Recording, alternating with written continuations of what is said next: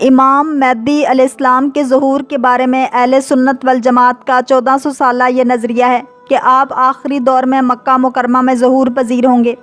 مسلمانوں کی قیادت کریں گے اور امت مسلمہ میں خلافت قائم کریں گے، اللہ کی زمین پر عدل و انصاف پر مبنی حقیقی شریعت نافذ کریں گے، جس کے نتیجے میں امن و آشتی اور سکون سے انسانیت کو واسطہ پڑے گا۔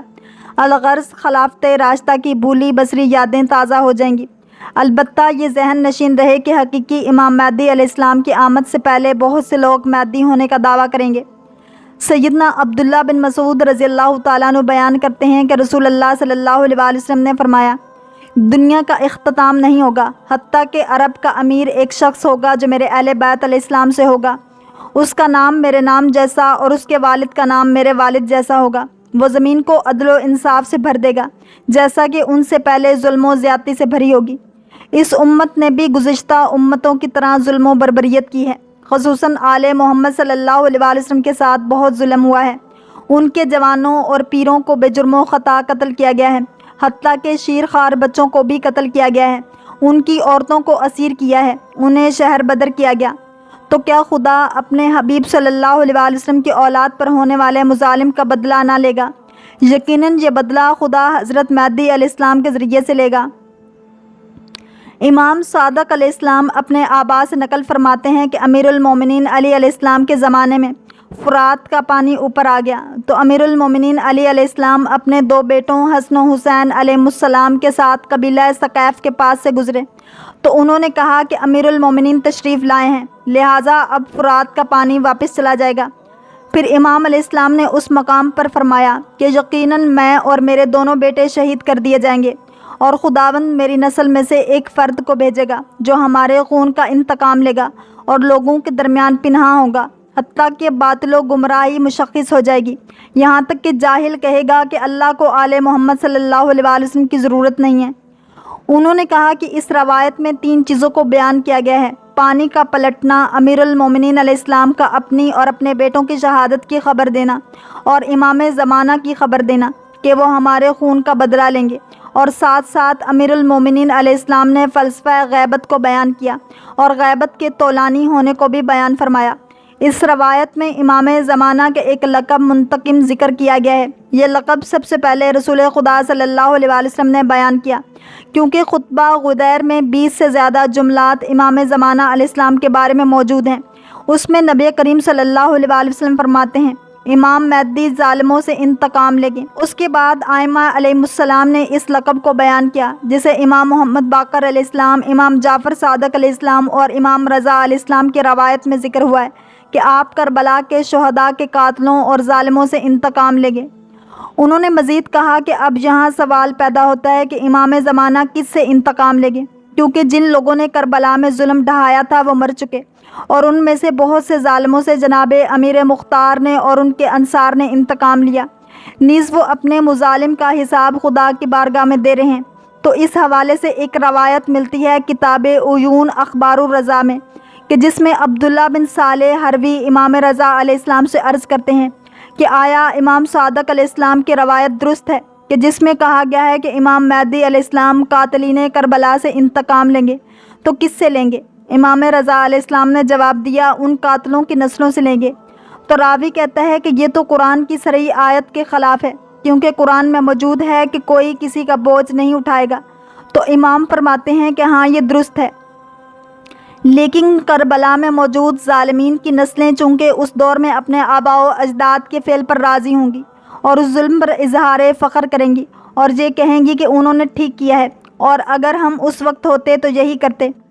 تو جو کسی کے فعل پر راضی ہو گویا اس میں شریک ہے، اور ان کے شریک ہونے کی وجہ سے ان سے انتقام لیا جائے گا،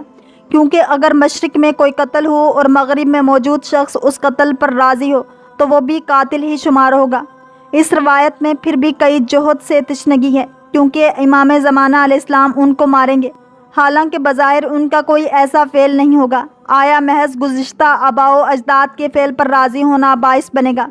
اور یہ قتل ہوں گے؟ اس حوالے سے مزید تحقیق کی گئی تو کچھ ایسی روایات سامنے آئی ہیں جن کی روح سے واضح ہوتا ہے کہ امام مہدی علیہ السلام کے زمانہ ظہور میں مد مقابل مکتب جو کہ بنی امیہ کے ظلم کا مدافع ہے، ان کے فقہاء و مجتہدین جب دیکھیں گے کہ امام مہدی علیہ السلام ان کے فتاوی و مکتب کے مطابق عمل نہیں کر رہے ہیں،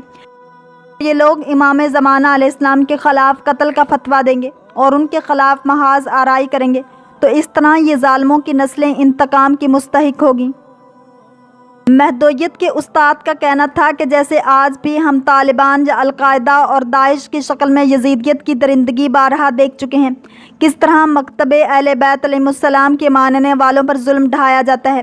یہ روایت کچھ کتابوں میں موجود ہے، جسے یوم الخلاص، الزام الناصب، مستدرک البہار اور انوار النعمانیہ وغیرہ میں ہے۔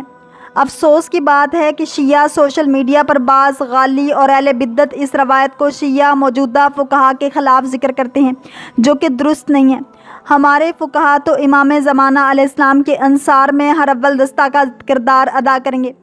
طول تاریخ میں یہی فقہا نے تو مکتب امام زمانہ علیہ السلام کے دفاع میں شہادتیں دیں۔ شہید اول و ثانی و ثالث و رابع کون ہیں؟ یہی فقہائے کرام جو کہ مولا علیہ السلام کے ظہور کی راہ ہموار کریں گے، اور یہی ہیں جو ناصرین امام زمانہ علیہ السلام کی زمانہ غیبت میں تربیت کر رہے ہیں۔ انہوں نے آخر میں کہا کہ امام علی علیہ السلام کے سامنے 3 طرح کے گروہ موجود تھے۔ ایک ناقصین یعنی بیعت کو توڑنے والا تھا، دوسرا گروہ مارکین یعنی ان لوگوں کا گروہ تھا جو امام علیہ السلام کے قتل کا فتویٰ دیتے تھے جیسے خوارج، اور تیسرا گروہ قاسطین یعنی ستمگر لوگوں کا تھا جیسے حکومت شام، اور امام زمانہ علیہ السلام کے خلاف بھی 3 طرح کے لوگ ہوں گے۔ پہلا گروہ وہ ہوگا جو ابتدا میں امام علیہ السلام کے ساتھ ہوگے، بعد میں دور ہو جائیں گے جیسے شیعہ، غلات اور اہل بدعت۔ دوسرا گروہ مخالف فقہا و ناسبی لوگوں کا ہوگا جو امام علیہ السلام کے قتل کا فتویٰ دیں گے، اور تیسرا گروہ اس وقت کے ظالم و ستمگر لوگوں کا ہوگا جو امام علیہ السلام کے خلاف محاذ آرائی کریں گے۔ حضرت مہدی علیہ السلام کے سپاہی مختلف قوم و ملت پر مشتمل ہوں گے اور قیام کے وقت ایک خاص انداز میں بلائے جائیں گے۔ جو لوگ پہلے سے کمانڈر متعین کیے جا چکے ہوں گے لشکر کی رہنمائی اور جنگی طریقوں کے بتانے کی ذمہ داری لے لیں گے۔ جو سپاہی حضرت کے لشکر میں خاص شرائط سے قبول کیے گئے ہوں گے وہ خود بخود خصوصیات کے مالک ہوں گے۔ امیر المومنین علی علیہ السلام ایک خطبہ میں فرماتے ہیں، اس وقت حضرت مہدی علیہ السلام جناب عیسیٰ علیہ السلام کو دجال کے خلاف حملے میں اپنا جانشین بنائیں گے۔ جناب عیسیٰ علیہ السلام دجال کو شکست دینے کے لیے روانہ ہوں گے۔ دجال وہ ہے جو پوری دنیا پر اپنا تسلط جما کر کھیتوں کو اور انسانی نسل کو جمع کر کے لوگوں کو اپنی طرف دعوت دے گا۔ جو قبول کر لے گا وہ اس کی عنایتوں کا مرکز ہوگا، اور جو انکار کر دے گا اسے وہ قتل کر دے گا، اور مکہ، مدینہ اور بیت المقدس کے علاوہ پوری کائنات کو درہم و برہم کر دے گا، اور جتنی ناجائز اولادیں ہیں اس کے لشکر سے ملحق ہو جائیں گی۔ دجال حجاز کی سمت حرکت کرے گا اور عیسیٰ علیہ السلام سے ہر شاہ میں اس سے ملاقات ہوگی تو دردناک صدا بلند کریں گے اور ایک کاری ضرب اسے لگائیں گے اور اسے آگ کے شعلوں میں پگھلا دیں گے جس طرح موم آگ میں پگھلتی ہے۔ ایسی ضرب جس سے دجال پگھل جائے گا یہ اس زمانے کے جدید ترین اسلحوں کے استعمال سے ہوگا۔ ممکن ہے کہ حضرت عیسیٰ علیہ السلام کے معجزات کی حکایت کرے۔ حضرت عیسیٰ علیہ السلام کی خصوصیات میں بیان ہوا ہے کہ آپ اس درجہ ہیبت رکھتے ہوں گے کہ دشمن دیکھتے ہی موت کو یاد کرنے لگے گا، یا یہ کہوں کہ عیسیٰ علیہ السلام نے اس کی جان کا قصد کر لیا ہے۔ وہ لوگ امام مہدی علیہ السلام کی طرف سے امداد غیبی سے ہمکنار ہوں گے۔ امام مہدی علیہ السلام اور ان پر خدا کی طرف سے رحمت ہوگی۔ چنانچہ امام سجاد فرماتے ہیں، گویا میں دیکھ رہا ہوں کہ امام مہدی علیہ السلام اور ان کے 313 انصار پشت کوفہ سے نجف میں مشرف ہوں گے۔ جبرائیل علیہ السلام ان کی دائیں طرف اور میکائیل علیہ السلام ان کی بائیں طرف، اور اسرافیل علیہ السلام ان کے آگے آگے پیغمبر اکرم صلی اللہ علیہ وسلم کا پرچم لیے ہوئے چل رہے ہوں گے، اور اس پرچم کو کسی بھی اسلامی گروہ کے مخالفین کے سامنے متمائل نہیں کریں گے مگر یہ کہ خدا ان مخالفین کو ہلاک کر دے۔ خدا کی قسم ان 313 انصار میں 100 سے کم مرد اور 50 خواتین ہوں گی جو مکہ میں جمع ہوں گے، پہلے سے اعلان کیے بغیر موسم خزاں کے بکھرے ہوئے پتوں کی طرح۔ مفضل امام صادق علیہ السلام سے نقل کرتے ہیں کہ امام مہدی علیہ السلام کے ساتھ 13 خواتین ہوں گی۔ مفضل کہتے ہیں، میں نے عرض کیا کہ مولا خواتین امام مہدی علیہ السلام کے ساتھ کس لیے ہوں گی؟ آپ نے فرمایا زخمیوں کا مداوع کرنے اور جنگی بیماروں کی عیادت کرنے کے لیے، جیسا کہ پیغمبر صلی اللہ علیہ وسلم کے زمانے میں بھی خواتین یہی کام انجام دیا کرتی تھیں۔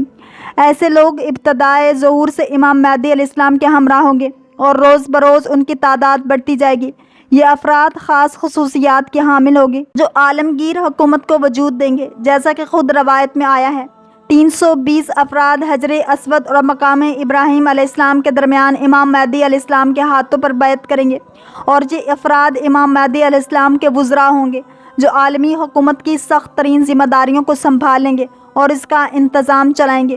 ایک اور روایت ملتی ہے، فتح روم کے موقع پر امام مہدی علیہ السلام کے انصار شرکت کریں گے اور ان کی پہلی صدائے تکبیر سے 1/3 روم فتح ہو جائے گا، اور دوسری تکبیر سے 1/3 روم فتح ہو جائے گا، اور پھر تیسری تکبیر سے تمام روم آزاد ہو جائے گا۔